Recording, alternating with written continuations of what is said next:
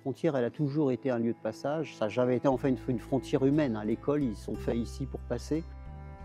Dans le département des Hautes-Alpes, il y a énormément de familles dont dont les grands-parents, par exemple, je parle pour ou les parents, hein, pour les gens de mon âge, sont arrivés dans exactement les mêmes conditions que les personnes exilées. C'est venu de la tête de plein de gens en disant mais on peut pas laisser passer les gens sans les aider. On sait très bien, nous montagnards, qu'une personne isolée en montagne en pleine nuit est en danger. Et on ne peut pas admettre que des gens meurent à côté de nos maisons. Les gens ils frappaient la nuit. Et bon, ils étaient accueillis, les gens les logeaient, leur donnaient à manger. Et c'est les gens de la montagne qui ont commencé à créer ces accueils.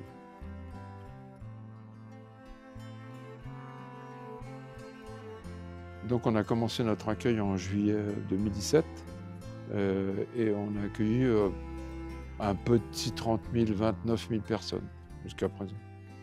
En fin de compte, notre but, c'est de faire un accueil digne aux exilés qui passent en frontière. L'accueil digne, c'est l'hébergement, le soin, la nourriture. Notre base, c'est 3 jours, 3 nuits. Évidemment, il y a des gens qui ont des problématiques particulières qu'on garde un peu plus longtemps. Alors, les pathologies qu'on rencontre ici à la permanence médicale sont les conséquences et les stigmates d'une traversée de la frontière qui est complexe. Donc on va être sur des risques d'hypothermie principalement et de gelure au niveau des pieds, au niveau des extrémités ou du visage. On a d'autres pathologies qui vont être plus liées au parcours, donc ça va être des problèmes dermatologiques, ça va être des problèmes digestifs. Et il y a toute la problématique de santé mentale qu'on n'interroge pas forcément complètement parce qu'on est dans des espaces de 3 jours et c'est un peu difficile d'aller loin sur ces questions-là, mais en tout cas il y a des reviviscences traumatiques et des personnes qui présentent des troubles anxieux et dépressifs dus au parcours et dus aussi à la traversée. Mamadou, lui, quand on allait le voir à l'hôpital, il disait « moi je savais pas que la neige, ça brûlait ». Il a passé le col de l'Échelle, à l'époque, il y a 60 cm de neige avec des baskets.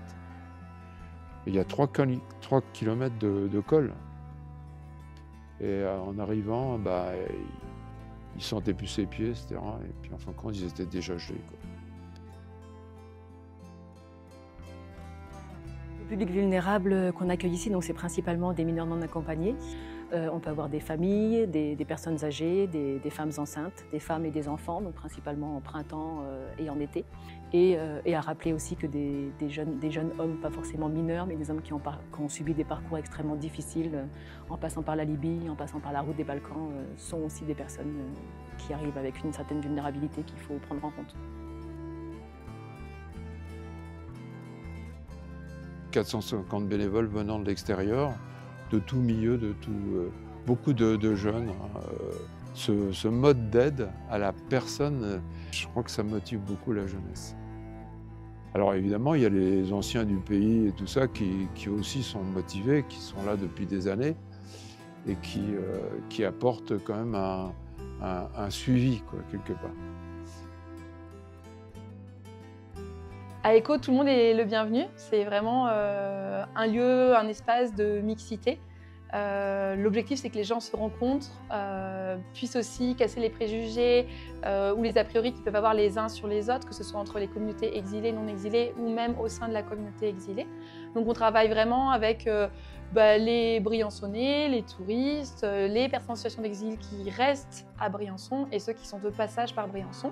Donc selon les activités, il y en a certaines qui sont parfois plus adaptées ou intéressantes pour un public qu'à un autre, mais on cherche toujours en tout temps d'avoir de la mixité.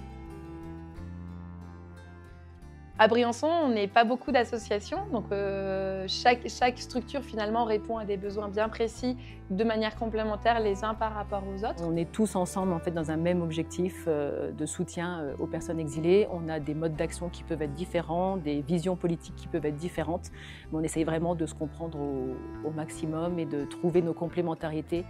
Un tas d'assos qui ont appris à travailler ensemble ou qui se sont créés. Donc ça a contribué à la vitalité de ce territoire. Il y a même des gens qui s'installent ici, parce que au moins ici, c'est une terre humaine.